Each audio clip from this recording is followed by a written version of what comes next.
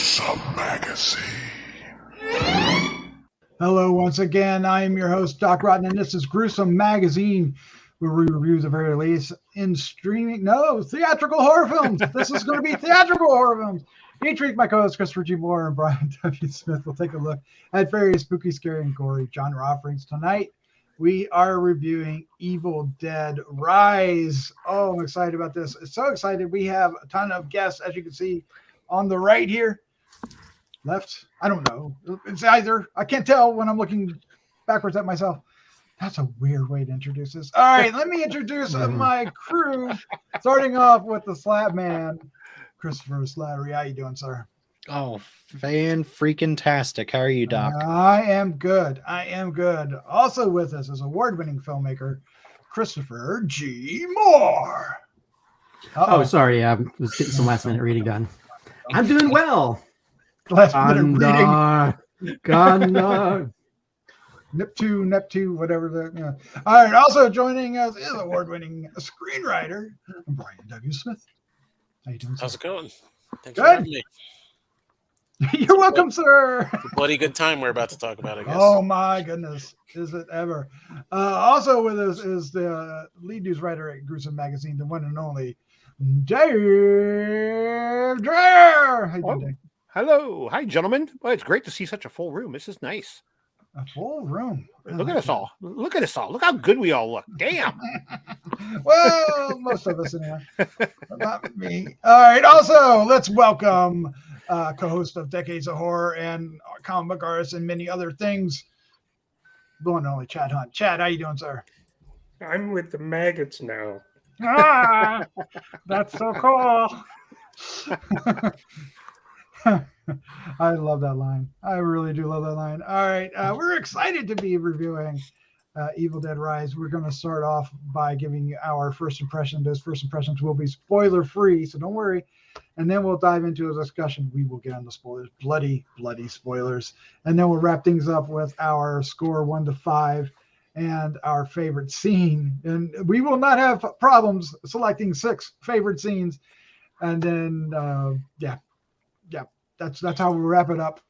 So we hope you enjoy not only this review, but many others that we have on the site. And if you do, please hit the like, subscribe, share with a friend button. Each click will help us find more horror fans just like you. So please help us out. Thank you. And if you want to hear more reviews, the subscribe button is the way to go. And here's another reason why to do that. We are celebrating 10 years of HNR, Decades of Horror, and Gruesome Magazine. 10 years in April of 2013. Dave Dreher, that's the Dave I'm talking, Thomas Mariani, Santos Ellin Jr, and I gathered together for the first time in April of 2013 to review Evil Dead when it released in 2013. So it's only fitting that we are beginning our 10th year anniversary with Evil Dead Rise. How serendipitous is that? Very cool. And we are going to be celebrating all year long. We're going to have special giveaways for the Patreons. We're going to have some really special surprises here on the various podcasts. And then we're going to celebrate all year long until February 2024. At the end of the month, we're going on a Grue cruise. That's right. You can join us on a Grue cruise. All the Grue hosts and all the Grue believers over Patreon and all you fans can join us. Look in the comments down below, or look in the show notes down below, and you'll get a link to how you can look into it. But this will be February 23rd through the 26th of 2024.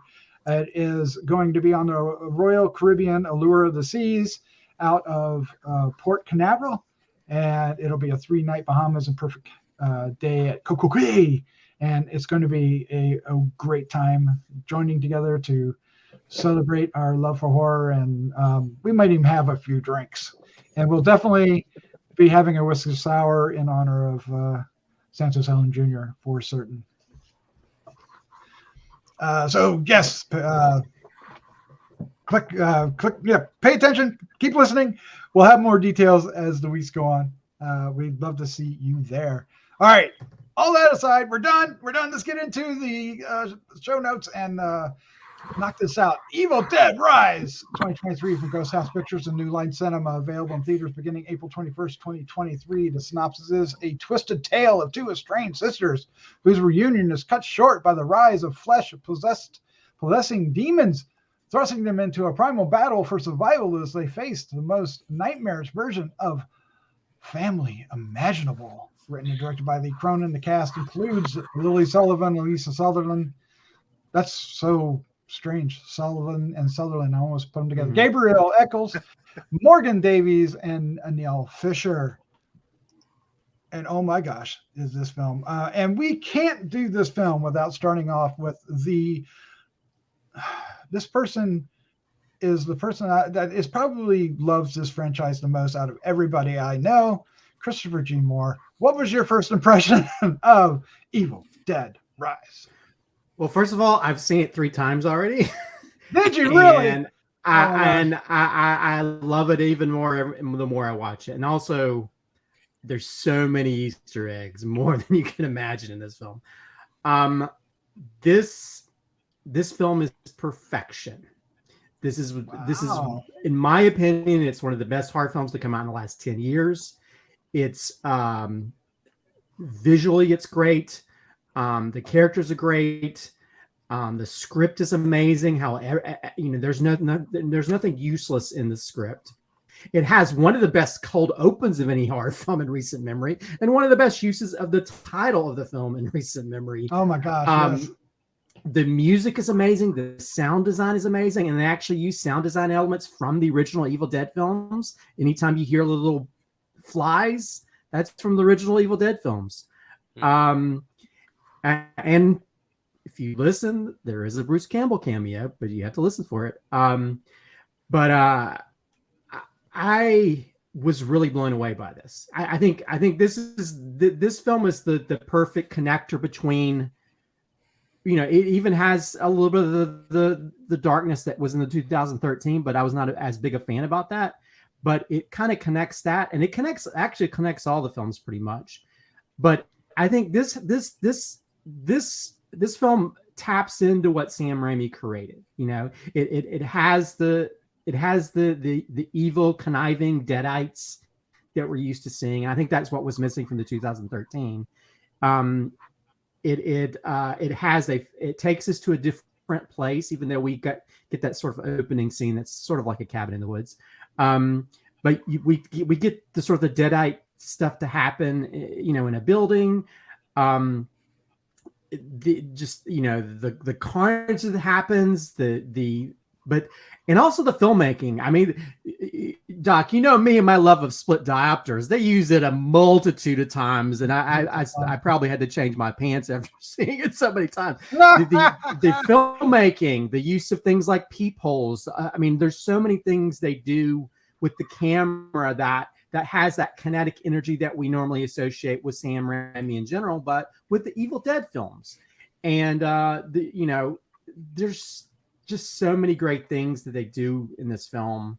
And even if if you've never seen an Evil Dead film, you'll enjoy it. If you've seen an Evil Dead film, I was smiling from ear to ear, just like the evil Deadite that Lisa Sutherland plays throughout. The evil grin on my face because of just the little Easter eggs and callbacks, but also sometimes callbacks they sort of went up from the original, So and the gore is there, and just how it kind of goes in a different direction that we're not normally not used to seeing. Well, I guess you maybe see elements of that in Ash versus Evil Dead and how they played with certain things, but I can't say enough good things about this film. Like I've said previously, when I really love a film, this inspires me as a filmmaker. So I feel like my film Backward Creep, when we make that feature film version of it, you're gonna like, okay, he was influenced by this film. So nice. And just even how they make fun of the whole, the camera moves that we normally see from like through the woods. They go funny joke involving that. So I can't say enough good things. I'm going to shut up because I could speak 5 hours about this film. And he just might. All right, Slapman, you're up next. What was your first impression of Evil Dead Rise? So I over the years I've learned that Christopher G. Moore and I have very similar tastes in a lot of things, and I just have to ditto everything that he just said because I don't think I can say it any better. I have one addition. Nell Fisher as Cassie was phenomenal. Absolutely amazing little actress right there, and I was blown away by how well she portrayed being a kid in that situation. But yeah, I loved it. Fantastic. 10 gallons out of 10 gallons in terms of excitement and happiness. I like that. I like that. Brian W. Smithite, you're up next. What was your first impression of Evil Dead Rise? My first impression, it was fun. I saw it at actually a Fangoria screening here in New York a few weeks back, so I had some time to stew on it for a little bit. Yeah, it was a lot of it. It was entertaining. It's very bloody and gory, and as Alyssa Sutherland, she does a really great job as the main sort of baddie in this one. But I really appreciated the special effects, the over the topness. I welcome that all the time. And, the buckets and buckets of blood, I'm sure you've heard of, and I'm sure people have heard about it. I wasn't as enamored with the younger performers in the film, but that's, you don't go see an Evil Dead film for the character development or anything like that. But as long as the blood just kept pouring, it was fine.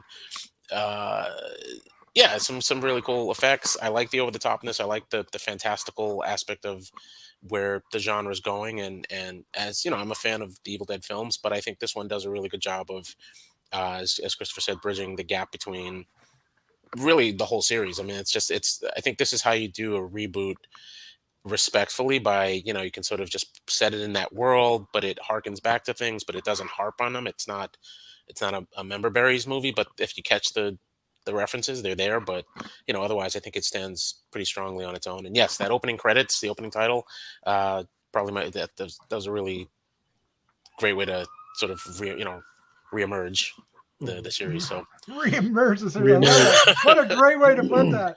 That was a great way to put it. Chad Hunter, what was your first impression of Evil Dead Rise? I sort of had the feeling that I was going to love this when I first saw the previews and the Red Band trailer and everything, and I was not disappointed. This is, for a major studio release, this was one of the most brutal Evil Dead movies I've ever seen. You just don't see that much, carnage in a horror movie that bigger studios put out anymore. And so I was really, really enjoying this. And it's one of the first, I get scared at the Evil Dead series anyway. It scares me watching it to this day. And this one scared me. This one had me on the edge of my seat, literally munching popcorn as fast as I could from everything going on. It's a great, great addition to this franchise. The acting was good, and I agree that the little actress that played Carrie was amazing. I mean, she conveyed that fear, and she also had that little innocent part of her that's a little kid. But when she was scared, you actually believed she was scared. It didn't seem like acting at all. It also expanded on the lore a little bit of the Evil Dead and the Necronomicon. We find a few things out about the Necronomicon that we didn't necessarily know before, and just a great addition. It's sort of a combination between the 2013 film and the first Evil Dead. I think like everybody's been saying, it's got a lot of callbacks, which I'm sure we'll talk about as we get into it a little bit, into spoilers and stuff. But yeah, you could spend all day, I think, picking out just the random little pieces in there that call back to the other films in the series. But yeah, loved it. Definitely loved it. Yeah, there's a few of them that are on the nose, but yeah.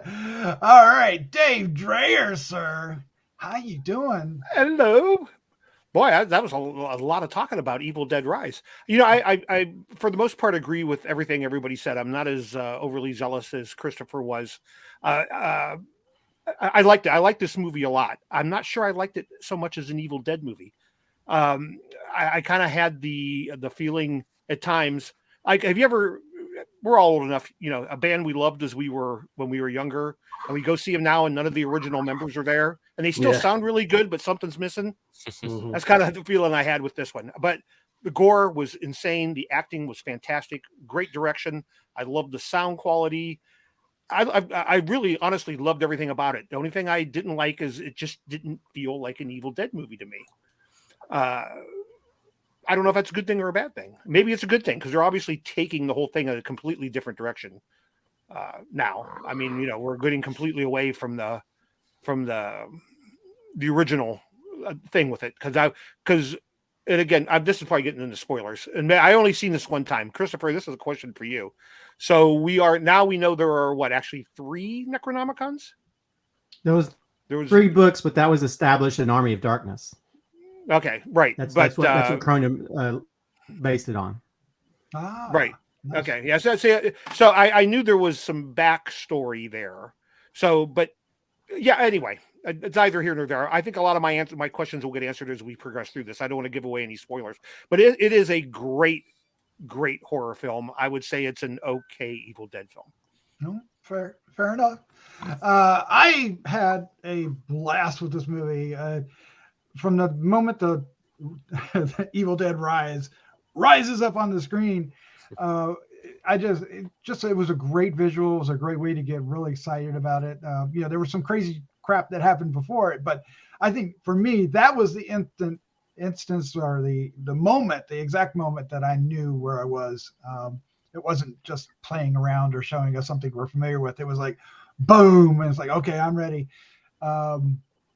And it did not disappoint with the gore and the creatures and the setup and the delivery. It succeeds in a lot of things. The pacing is quick. It doesn't mess around, but yet it does give us enough about the characters to really care about them. And I think that's one thing that stands out about this is instead of just concentrating on Ash, we have an entire family that we give a crap about. Even the mom who gets hit first, right? The Alyssa Sutherland's Ellie. By the time she gets possessed, you know, we care already. And then of course we like the kids, and the kids get just run through the ringer. It's kind of shocking how much they do. Mm-hmm. And then our new hero is our heroine is amazing. She is fantastic, and actually has character arc and growth in this. And so for me, what really makes this over the top is the cast and the characters in it. Now, it certainly delivers on all the visuals. For me, especially when it comes around Ellie, Alyssa Sutherland's character, the way she contorts and the way she just uses her face and acts with her face with all the makeup on and says these crazy, wonderful lines is absolutely it's iconic already. I think it's already iconic. Just there's this repeating visual with her kind of arms and legs separated. She does it a couple times. One time involuntarily, and then one time voluntarily. and we'll get into all that, but it's just kind of this amazing physical performance, and there's also a great vocal performance. Although I imagine some of it's somebody else ADRing over it, but it also has a great it doesn't allow them to get out of the apartment for a decent reason, right? One that's believable. Mm-hmm. And I thought that was unique and creative. And I don't know what else to say other than I really had a great time. This is definitely a top contender for the year. It's going to be hard for it's battling. It's up there. It's messing around. There's some fisticuffs going around with number one this year. That's for sure. But let's get into some spoilers. Let's talk about what happens. And I want to start off with these kids because there's not many films that get away with an R rating and do what they do to these kids. Yeah. What did you think of these kids? And I mean, I know that we talked about Cassie quite a bit because she's there's this bond that she has with our new lead Beth, right? Her aunt, if you will, and then but what she has to do, and then what her siblings end up having happen to them. Dave, let's start with you with the gore on this. What were you thinking about these characters and what happens to them? The gore is just off the hook. I mean, they really have taken this to a whole new level.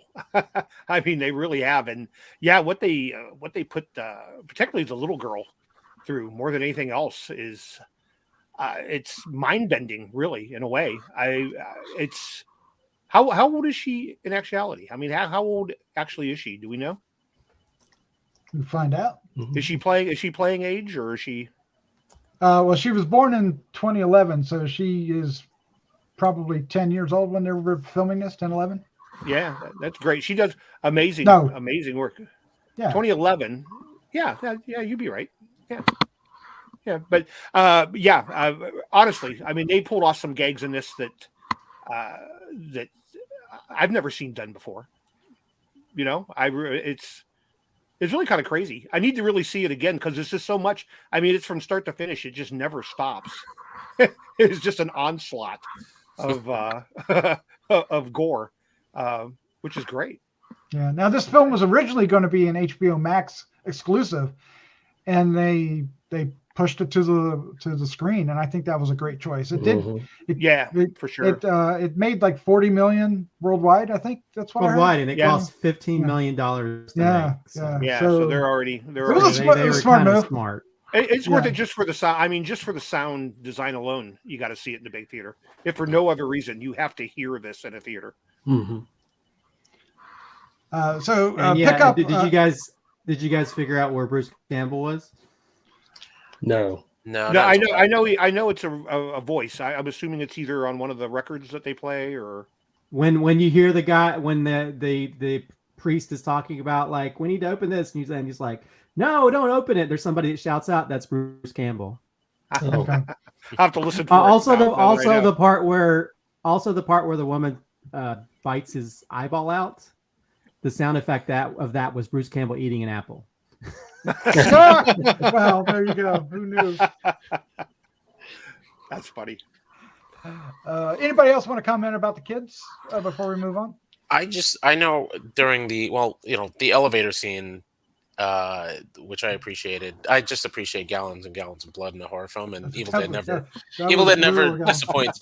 But there's a shot where it was the one moment where I'm watching in the theater. I'm like, this wasn't shot in America, right? It was New Zealand, right? I think, or where was it? New Zealand, yeah. Was it? Yeah. So a lot of thoughts went through my mind because there's a shot of the little girl like just laying there on the ground, covered in blood. I'm like, I don't think you would see this in a American-made film. It was just something about that just stood out. I was like, this is very, it's pushing the buttons. It's very edgy and daring, and I appreciated that aspect of it. It wasn't, I won't mention any other studios, but it wasn't that kind of cookie cutter kind of horror. It was just like, wow, she's covered head to toe in blood. They're like all covered in blood. I was thinking about how they're head to toe, yeah.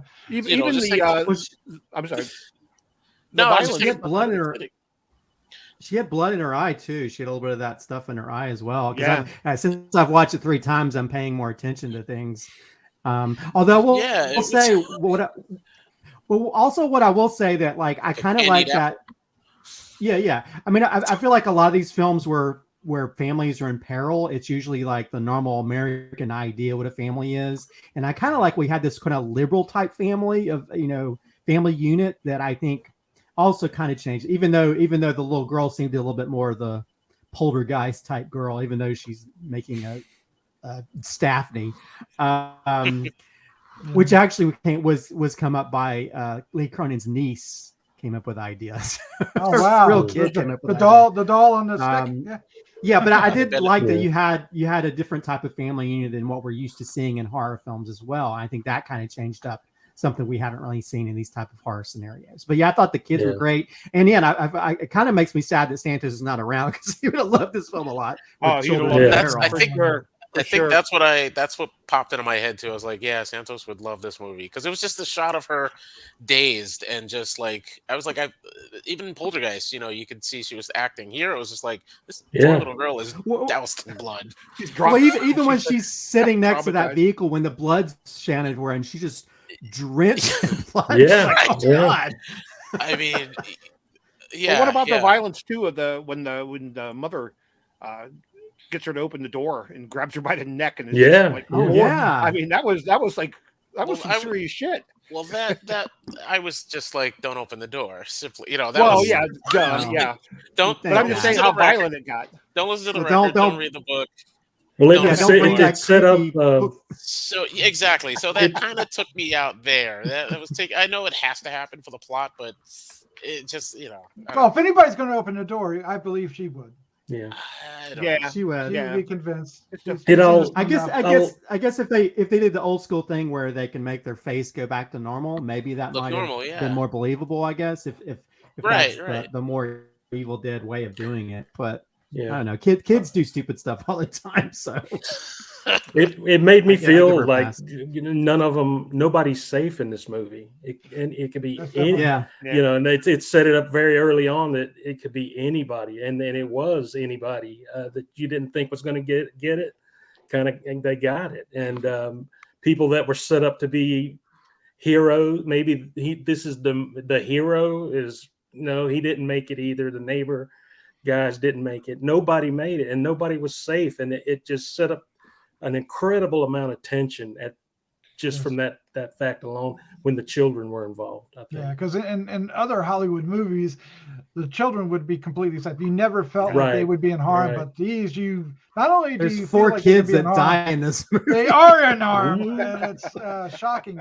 But I think that's what you can rely on with Evil Dead. Even the series, it never feels safe. So it's like you say, even if you've never seen an Evil Dead film or you have seen one, you hear Evil Dead as a title, you're kind of in for a ride, and that's what's exciting about this doing really well. And I hope it ushers in more, especially at the studio that Freddie built.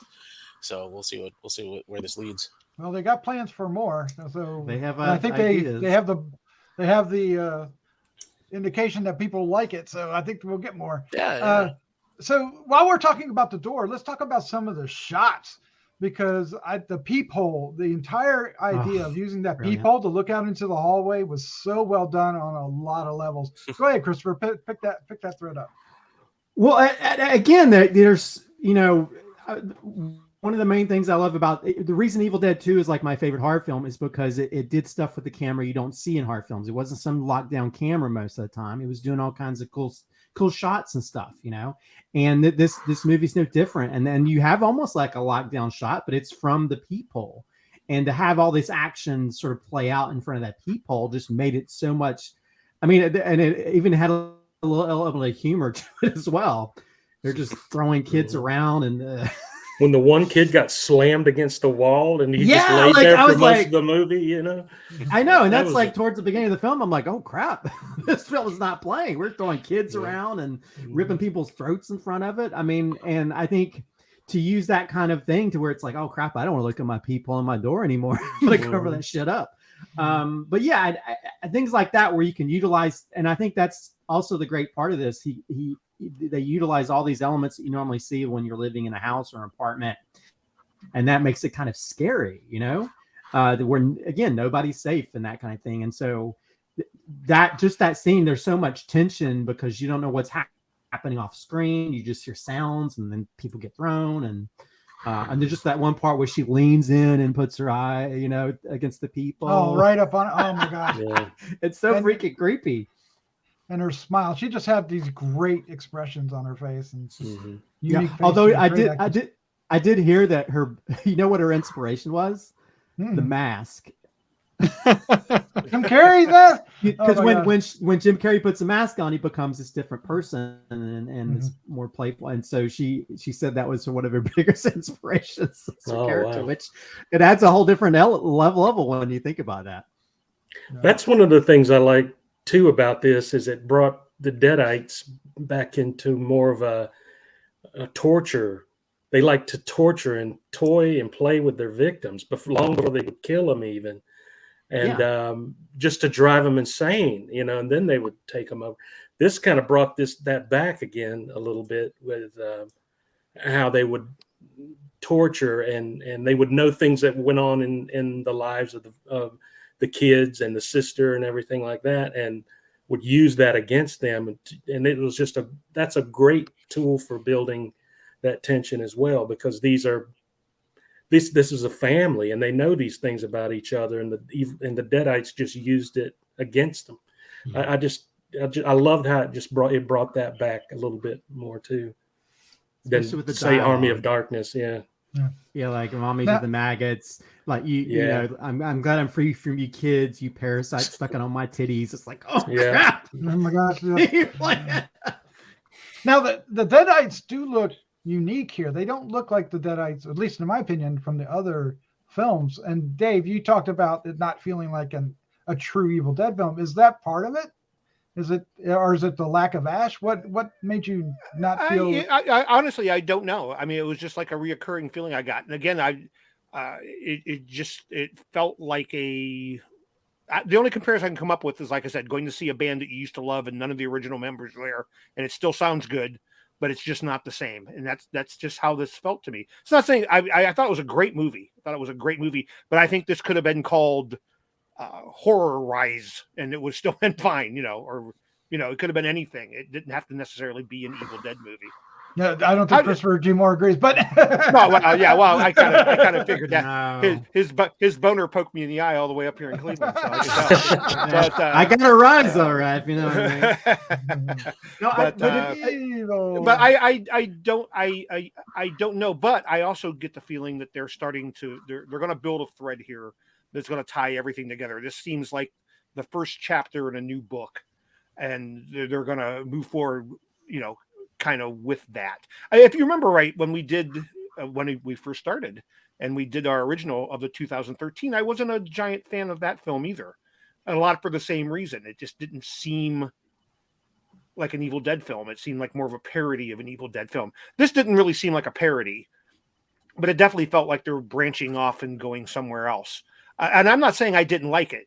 I'm just saying that was my initial feeling I got when I watched it. No, I respect it. There's something there to explore that. Yeah, and some of it might have come from, like I said, I was a little confused about the book, and I knew there had been some reference before that there were multiple versions of the book or different copies of it or something. But I was a little confused. How do we feel about where the book was at in a bank vault? Oh, that's a good question. I loved it. I mean, Yeah. Say more about that, Slat Man.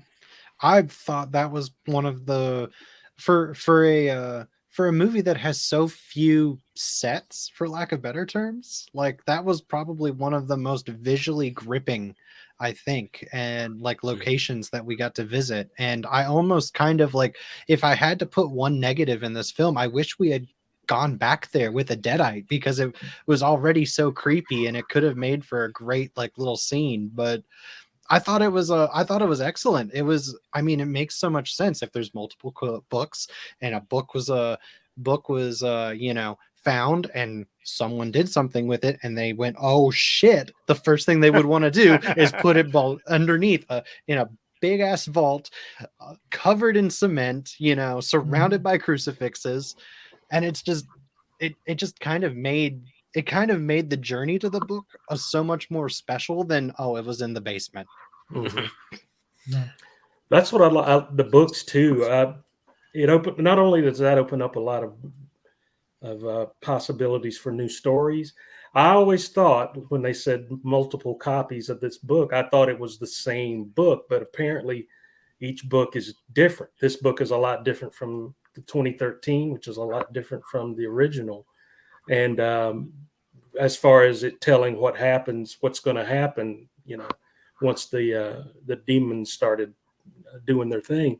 And I just thought that was a nice touch. I never knew that before. If they did say that these are different books, I never picked up on it. But it's I like that each book it has its different contents, but it still leads down the same road.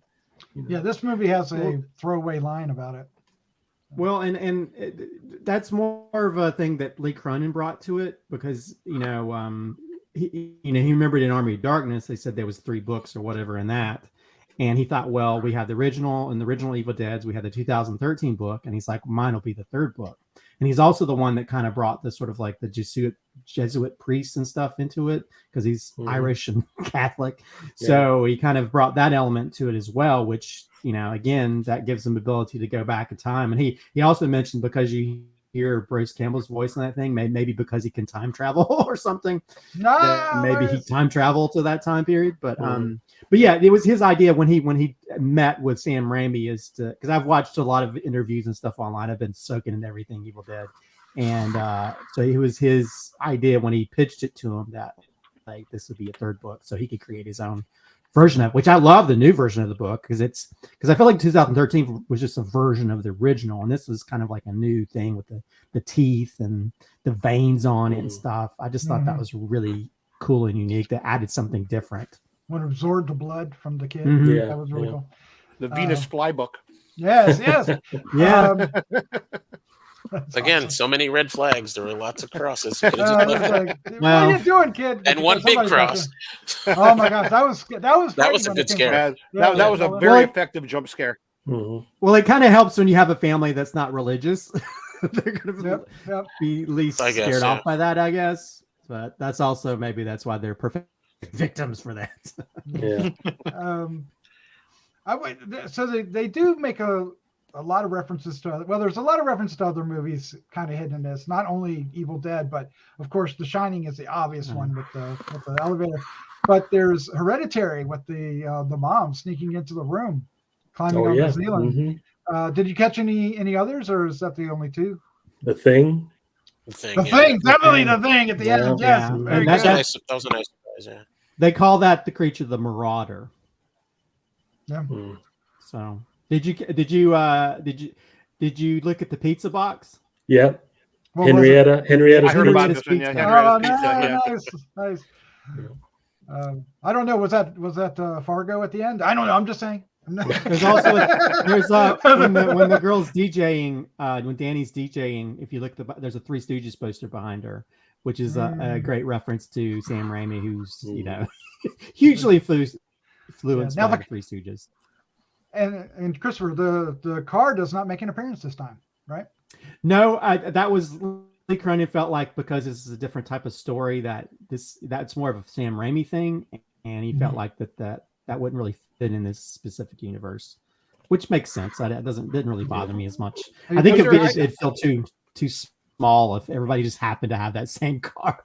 Yeah, I would also was there a little reference though, and I may be making this up, but for some reason it sticks in my mind when I seen it with that little pine tree air freshener that's hanging from the mirror. Was there one of those in the original Evil Dead? I don't know why. When I seen that, I'm like, I wonder if that's some type of an homage back. I don't remember either. It's definitely there, but I don't know if it's a throwback. It just in my mind, I was like, I wonder if that's a throwback. All right, everyone, head back, watch the original Evil Dead. See if there we go. We're all going tree air freshener. Don't tempt me. I would throw Demons as an influence on their reference being referenced as well. Definitely. Especially the second one, I guess, and the second one in a hotel in an apartment building as well. No, I think you're thinking of Wreck. Aren't you thinking of Wreck? Well, that might work too. But Demons for sure. With the teeth, because it had more teeth. Well, also we got like the cold open with the sort of like the cabin near the lake. There's a clock that looks similar to the clock from the Evil Dead films. Yes. And then we get the nice. Yeah, and plus you get like the movement of the camera, like it's the Deadites or whatever, and it ends up being a drone, which I thought was a brilliant joke. That was good. Yes. Yeah. And I thought that paid off really well too, because even as I was watching that, I was like, it's up too high. It's like, because in the Sam Raimi was always like right against the ground. I'm like, they look like they're about 2 feet up, and then it turns out it's the freaking little plane thing. I'm like, oh, all right, that was pretty cool. I like that. It was a cool bookend to the movie, though. Yeah. Because at the beginning, you're wondering, what the hell was that all about? What is it? And then it. I think it's like a separate story or something, and ends up tying in totally. And I I absolutely love that the girl that got possessed at the very end, that ended up terrorizing the cabin. It's like she was in the same building and had no idea all this shit was going on. Right. Like, There's just how been did a you not major hear earthquake. shotgun blasts coming from a Yeah. couple floors above you? It probably wasn't the first time that you heard that thing was derelict. Yeah, Or Linda or was how did part she of not LA. re-look up and see that the stairs were literally gone when she was I was- taking them? I thought when she was gonna take the steps, I thought maybe she was gonna fall or so. I didn't occur to me that was the Well, I same think road. I think because they were higher up, maybe just the steps above, maybe were. I thought they were all gone. Oh, Yeah, wait a that's the minute. thing. I think thought they there were was all- a separate thing that was there was another thing that they couldn't open. So I'm wondering if it Oh. might have been that one. Yeah, No, for some I reason, I thought just that was expected. the- I just thought it was going to end briefly with her just like screaming as she fell down. Um, Just some random could have. death or whatever. I love the callback to the card reading scene from the Evil Dead films when she's reading Yeah. Wuthering Heights, Mhm. and yes. it's so brilliant. Yeah. Well, let's end this conversation on the lead actor. Well, she's not the lead actress, but Alyssa Southern, who plays Ellie, because I think her performance is extraordinary as this creature. I mean, she's great when she's just her, but then when she transforms, it's such a great performance. And like when she's tied up in the elevator, and then she repeats the same pose when she jumps on the ceiling. I don't know if you guys Yeah. caught that. She Yeah. has the same exact Mhm. pose, but she's on the ceiling. And what all she does is just amazing. Like when she comes up out of the out of the tub, and Mhm. says that great line, the maggot line, in the peephole. She just visually was so stunning. Anybody have anything to add to her character and what she did? I thought she was great, yeah, physically. I still felt like sympathy for her, and I was the whole time I was hoping, well, maybe dawn will come around, sunlight will come around, they'll all be better again, like in Evil Dead 2. But you still had, I don't know, there was something about it, even though she was possessed and evil, and I watched it and felt a need for her to go back to normal or be. But after a certain amount of time, I was like, well, no, she's not coming back from this. There was some point like, well, she's dead. Yeah. But she did a great job at being a loving, caring mother, and then turning around and saying, you titty sucking parasites, Yes, in yes. another voice, and so she did a great job, I thought. Give mommy a great big hug. All right, well, let's go ahead and wrap this up and give our scores 1 to 5. Guess what they're all going to be, and then we'll pick a favorite scene. If you thought we didn't mention something, I imagine it's going to be in one of these favorite scenes. There's a big element, there's a big portion of this movie, big scare that we have not even said out loud. Certainly it's going to come up in one of our 6 favorites. Yes, so I probably buried the lead. All right, let's start off with Christopher G. Moore. Give us your score and favorite scene. It's 5 out of 5. I think you know where I'm going with this. I'd give it a 10 out of 5 if I could. This is, this movie, rised above my expectations and has put it up there with the originals, in my opinion. And I feel like it, despite what Dave said, I feel like it is a perfect addition to the Evil Dead world. Dave. I'm used to it. I'm usually the one. I'm always the one. That's my place in this podcast. I'm gonna stab Stephanie where the sun don't shine, if you know what I mean. No, I'm just kidding. We all, but yeah, I loved it. There's so many things I could pick, but you know what? I'm gonna go with the one that still makes me squeamish, and that's the fight in the kitchen where she uses the cheese grater, which we didn't even talk about. That's the one I was mentioning. And I've seen it 3 times, and that's still and it's also fun just to hear the audience. In fact, at the theater I was in, there was a woman that was sitting next to her daughter. She switched places with the daughter. She's like, "I'm sorry, I'm a screamer, and I don't want to bother you during this film."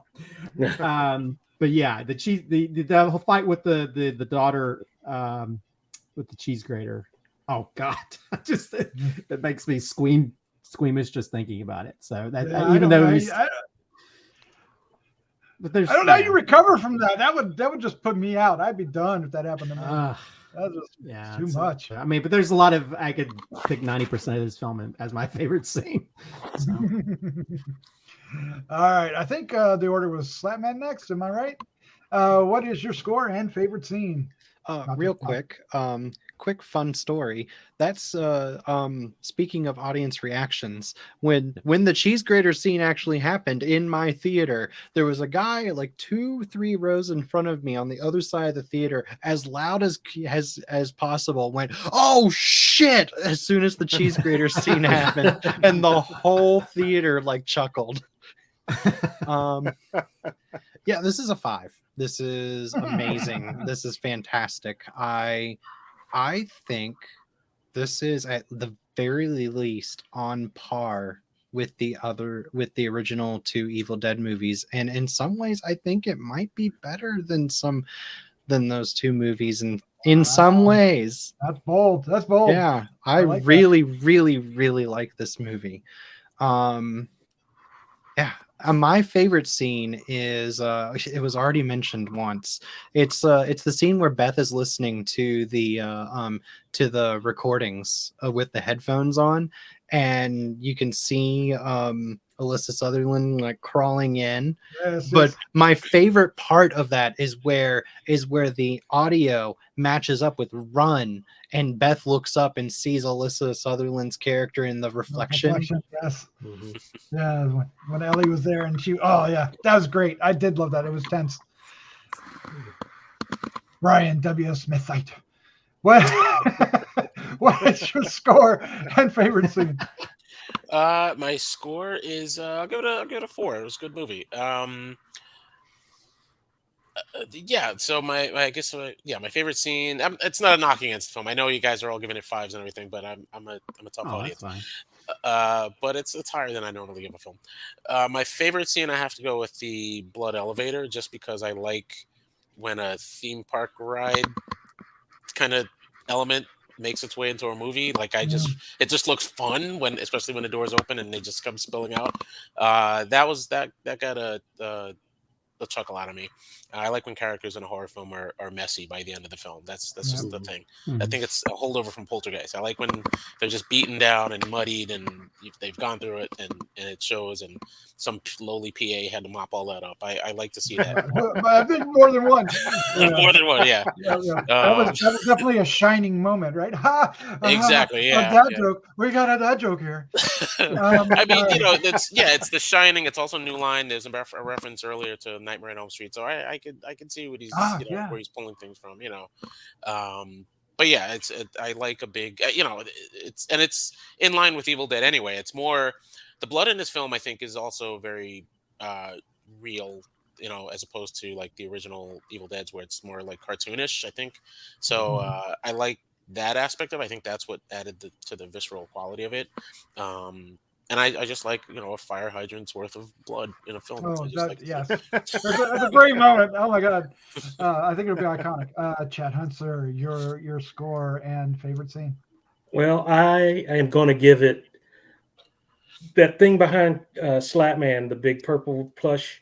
If you can imagine a 5 being that big and fat, just a big fat 5, that big.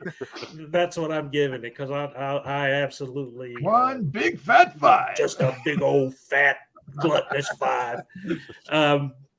Is what I give this. This is so far this year. This is one easily in my top 5, and that's only. And the only reason it's not number 1 is because I haven't seen everything yet that coming out this year yet. And my favorite scene was the wood chipper scene at the end, man, with the chainsaw. Yes. That was just amazing. You're the whole time you're wondering, where's the chainsaw? Where's the chainsaw? Then you find the chain. There's the chainsaw. That was just a great ending, and the demons just bellowing and yelling at her as it's being eaten by the what did you call it, Chris? The marauder. It's been eaten. Marauders being eaten by this wood chipper, and it's just great stuff. Blood everywhere. Floor slick with blood, blood all over the place. Yeah. It's great that Cassie was such a crucial element of that. Too. Yes, That they let yes. her pull the trigger, if you will. Yeah. Yeah. All right, Dave Dreher, sir. What is your score and favorite scene? I'm going to give it a 4.5. I think it's a really highly effective horror film, and there's no way it's not going to be in the top 3 at the end of the year, unless we have just one hell of a year. Again, I think highly effective as a horror film. I think its place in the Evil Dead universe will sort itself out in time. But favorite scene for me is it's more of a sound than a visual, although visual is a big part of it. But when she's in the bathtub and she climbs up onto the ceiling and then she screams for like 45 seconds. Yeah. That ear-shattering word. Yes. Oh my God. The guy sitting next to me was like, Jesus Christ, after it goes like, because it had to go, 30, 45 seconds? Yeah, easily. Felt like it, yeah. Face and it was big and wide. Yeah, just the fact that it just kind of went on and on and on. And it was just highly effective. It was disturbing. If it didn't disturb you visually, it certainly disturbed you in an auditory sense. So I like this. I like this film quite a bit. I'll be looking forward to seeing it again, likely numerous times. Yeah, that whole bathroom scene is worthy of being just included in that scene. Yeah, this movie. I think it'll definitely be the film I think most people will remember from this year. I predict there might be a few others, but I definitely think this one is going to be at the top. You're going to think Evil Dead Rise. I'm going to give it a 4.75, and get out of here. I know, get out of here. I gotta leave. But it's interesting. I was almost going to give it a 4.85 or 9.5, but I said no, I'm not going to do that. I'm going to give it a 4.75. But it's one of those. If I watched it 3 times like Christopher, I think I would give it a 5. I definitely think I would have to. My favorite scene is so there was one element, this one scene. Now you guys took all my favorite scenes, but this one scene was also one that stuck out to me, and it's the middle daughter, had been possessed, and her brother killed her, right? And they covered her up. And they're running through the apartment at some point, and she comes sneaking out of the kitchen, all covered up. Oh, and it was so great. And then she spends the rest of the scene attacking them, all covered up. And I was thinking to myself, what a great way to handle this character, and without having to worry about this character being a kid. Yeah. Right? You could do all these things because you got her covered up in a blanket. And plus it was kind of freaky and scary, Yeah, it was. It was so quiet, and you could see her behind it, and it was, it was so stark and different. And I thought that was really well done. Oh, brilliant. That's brilliant. Good choice, Doc. Good choice. I'll change mine to 4.5. 4.5. Yeah! There we go. Yes. We pulled him in, one of us. Could we convince you to go to 4.75? 5 by dawn. 5 by dawn. 5 by dawn. I do like that they got the Dead by Dawn in there. That was pretty fun. Oh yeah, that made me so freaking happy. That in the eyeball gag, which is my favorite shot of Evil Dead 2. They did their version of it. And I was like, you did this just for me, didn't you, Lee Cronin? You must have. Because I love it. But it wasn't comical at all. All right, it was gross. No, we are well out of time, so we need to get out of here. Chad, Brian, Christopher, Dave, Slatman, thank you for joining me. I've been looking forward to this one all year, and thank you for joining me. This was so much fun. Thank you. Thank you. Yes, thank you. Thank you. Yes, and swallow your soul if I could. Yeah, swallow your soul. They didn't do that one. That's for the next one. I want to see more of this. They did do that one. They did do Did they do swallow your soul? Yeah, she says that when she grabs. Lily said I got it. Okay. I'll swallow your soul. I remember people cheered, didn't it? Oh, I missed it. Oh, no. No, I know you didn't. All right, just a reminder, it's our 10th anniversary. Please hit the subscribe and find it, so you can keep up on everything that happens throughout the year. With that, we need to get out of here. Let's say goodnight. Good night. Good night. Good night. Good night.